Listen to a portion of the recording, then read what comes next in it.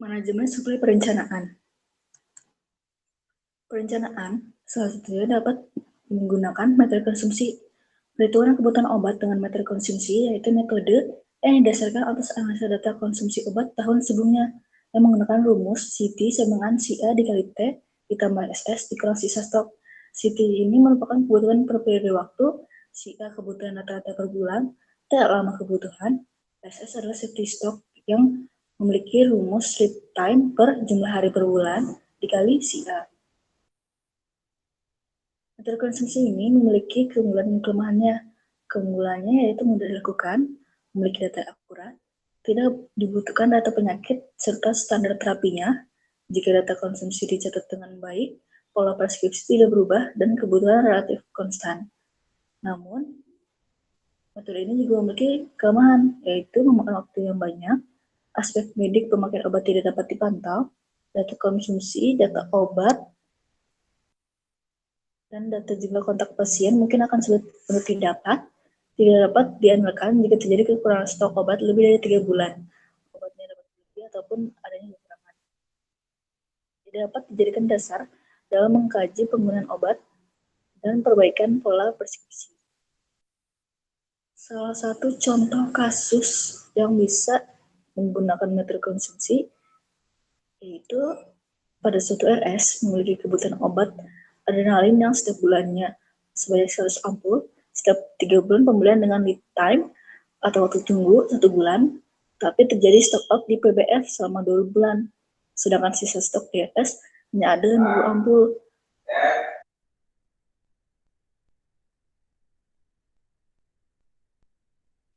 Harga adrenalin adalah Rp5.000 per ampul.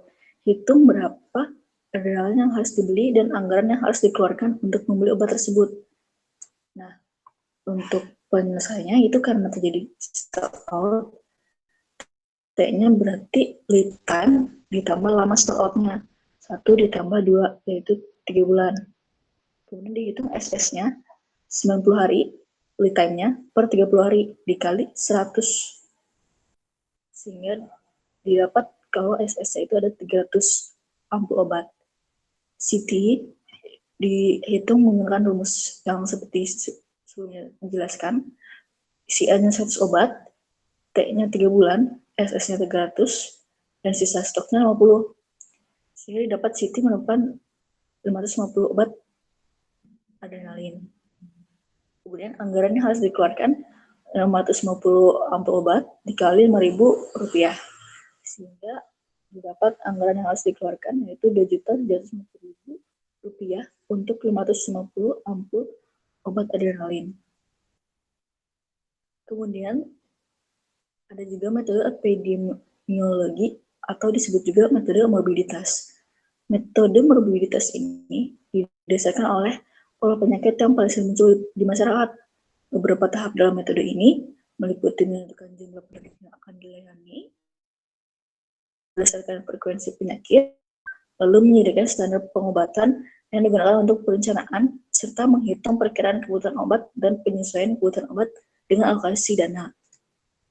Keunggulannya yaitu dapat perkiraan kebutuhan yang mendekati kebenaran. Dapat standar pengobatan yang mendukung usaha memperbaiki pola pengobatan. Dapat mendukung program-program yang baru dapat digunakan, namun metode ini juga memiliki beberapa kelemahan, yaitu membutuhkan waktu dan tenaga yang terampil, tidak bisa asal sembarang orang yang bisa melakukan metode ini. Data penyakitnya sulit diperoleh, perlu pencatatan dan pelaporan yang baik. Pola penyakit dan pola preskripsi tidak selalu sama. Dan juga dapat terjadi kekurangan obat karena adanya wabah ataupun kebutuhan insidensial yang tidak terpenuhi. Variasi obat juga terlalu luas. Ada contoh kasus untuk metode ini, yaitu pada suatu RS setiap bulannya menerima pasien gigitan ular sebanyak 5 orang per bulan. Standar pengobatan gigitan ular yaitu antibisakular yang diberikan 2 botol untuk 1 hari, terapi selama 3 hari. Asetroxinamid diberikan 3 kali injeksi 500 mg selama 3 hari.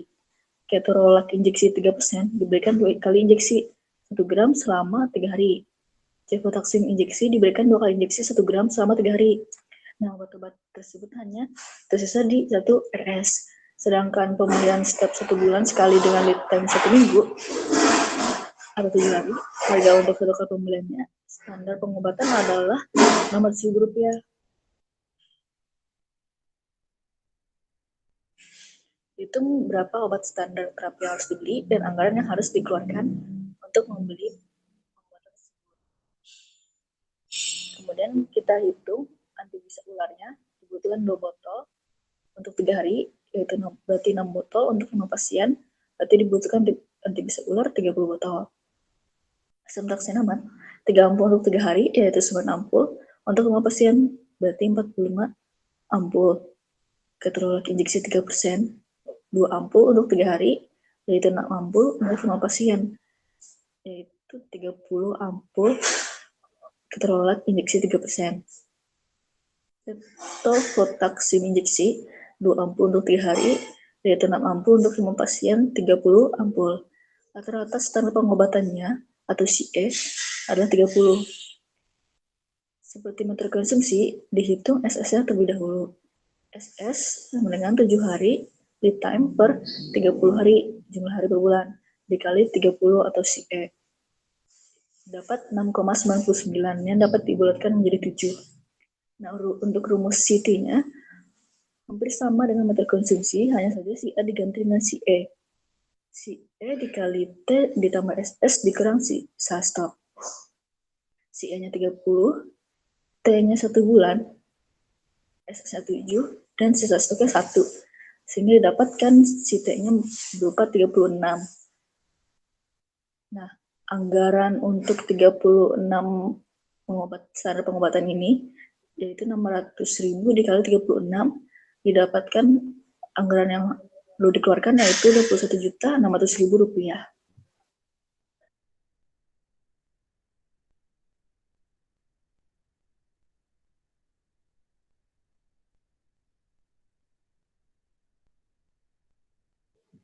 Kemudian ada metode kombinasi. Metode kombinasi ini merupakan gabungan metode konsumsi dan metode morbiditas. Metode kombinasi ini berupa perhitungan kebutuhan obat atau alat kesehatan yang telah mempunyai data konsumsi yang jelas, namun kasus penyakitnya cenderung berubah, dapat naik ataupun turun. Metode ini digunakan untuk obat dan alat kesehatan yang terkadang fluktuatif, dapat menggunakan metode konsumsi dengan koreksi-koreksi penyakit, perubahan jenis atau jumlah tindakan, perubahan pola persiapan, ataupun perubahan kebijakan pelayanan kesehatan.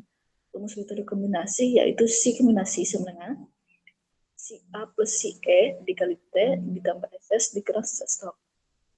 CE-nya perhitungan standar pengobatan, CA kebutuhan rata-rata per bulan, T lama kebutuhan, SS safety stock. Nah, untuk rumus safety stock sendiri sama seperti sebelumnya, cuma ada perubahan yaitu di time per jumlah hari per bulan dikali juga dari CA plus CE. Kemudian dapat dilihat ada contoh kasus yang dapat digunakan metode kombinasi, yaitu sebagai berikut. Di Sulawesi setiap tahunnya pasti ada pasien yang menderita DBD atau demam berdarah dan diprediksi sebanyak 100 pasien. Penanganan pasien DBD tersebut yaitu dengan memberikan infus RL 500 cc 20 tetes per menit selama 5 hari. Konsumsi RL setiap bulan sebesar 5.000 infus dengan lead time setengah bulan dan terdapat sisa stok sejumlah 5.000 botol. Hitung berapa RL yang harus disediakan rumah sakit agar terjadi kekosongan. Kita dapat menggunakan metode kombinasi, yaitu sebelumnya kita melihat RL yang dibutuhkan. RL atau 20 tetes per menit, berarti RL-nya diberikan 1 mili per menit. Dikali 60 menit, berarti 50 mili per jam, dikali 24 jam. Sehingga didapat RL-nya 1.440 mili per hari, dan dibagi 500 mili, yaitu sejumlah volume botolnya. Yang didapat bahwa dibutuhkan 2,88 botol per hari, atau dapat dibulatkan menjadi 3 botol per harinya. Nah, 3 botol per hari ini dibutuhkan selama 5 hari untuk 100 pasien. Sehingga didapat RL yang dibutuhkan itu adalah 1.500 botol infus RL. Kemudian kita hitung SS-nya. SS atau safety stock dihitung Daily time per jumlah hari per bulan dikali si A plus si E. 15 hari per 30 hari dikali 5.000 plus 1.500. Yaitu didapat 3.250 botol. Saya kombinasi, yaitu 5.000 plus 1.500, 6.500 dikali 1 bulan,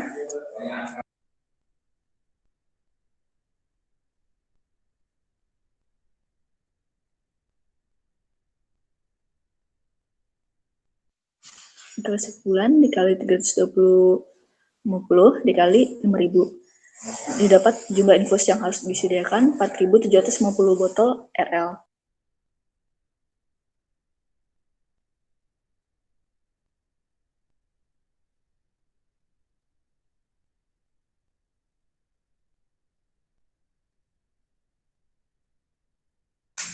Kemudian ada anisafen.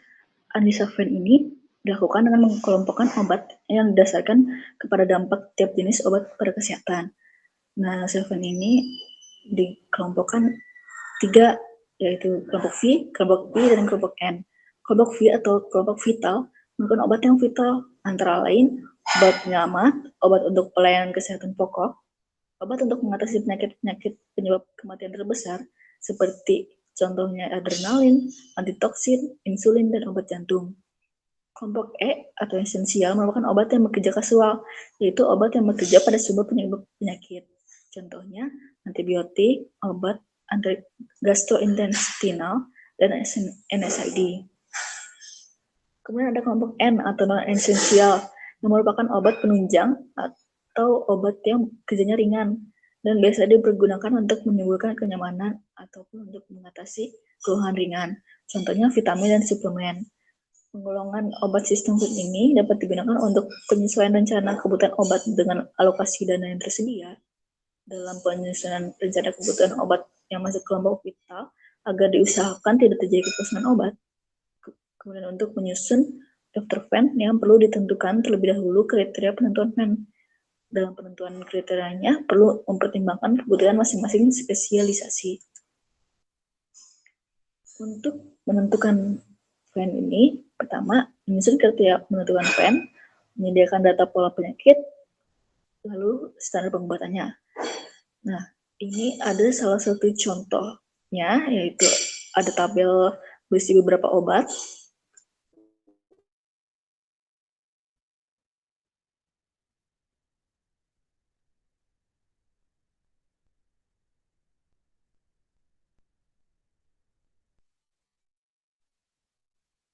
Dapat dilihat itu ada beberapa obat dan kategori pen-nya, keterangannya.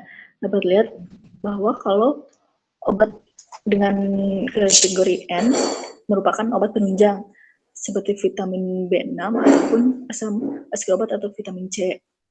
Kemudian ada obat kategori E yang biasanya seperti clombrophenical salep mata ataupun paracetamol tablet yang untuk 10 penyakit terbanyak ataupun yang bekerja kasual. Sedangkan obat kategori V, obat vital itu termasuk pada program diare ataupun program malaria. Jadi merupakan obat khusus seperti garam oralit, salah satunya. Kemudian ada analisis ABC.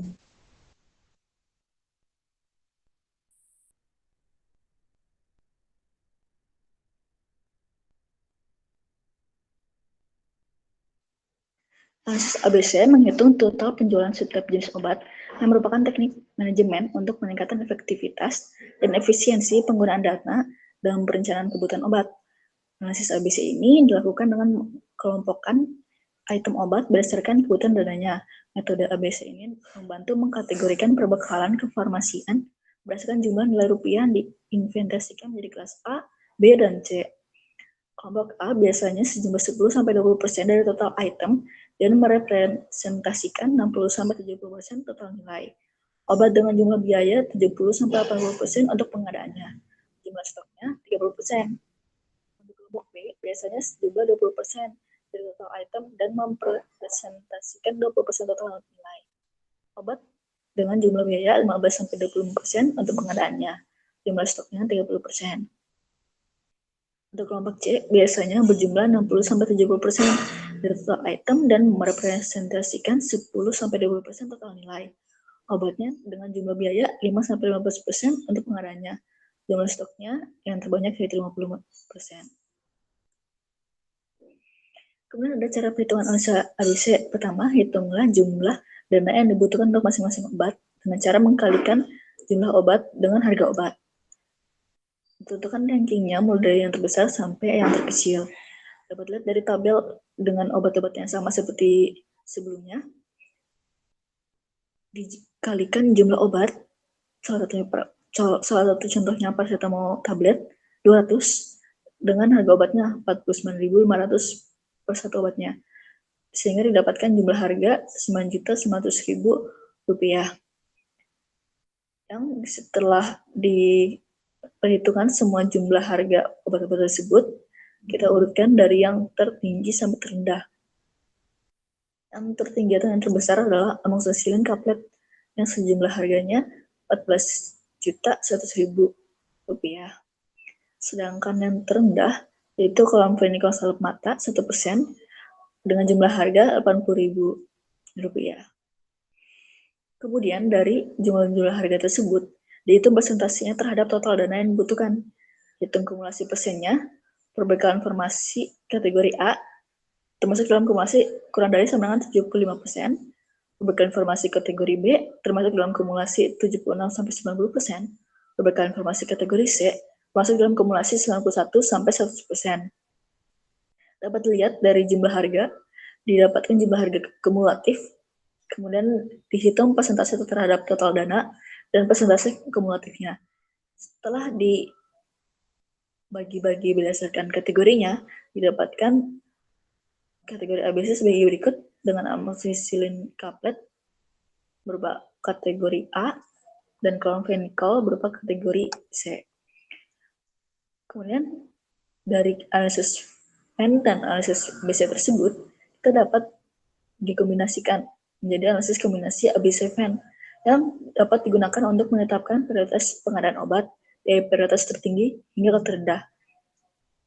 Dari ABC dan VAN tersebut dengan kategori tertinggi yaitu VA dan kategori terendah itu adalah NC, didapat dari obat tersebut yaitu obat dengan prioritas tertinggi atau prioritas 8 yaitu chloroquine tablet 150 mg dengan kategori ABC VB.